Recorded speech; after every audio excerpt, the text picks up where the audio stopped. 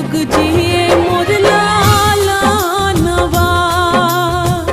और जी करिले माई पूजिले चरणवा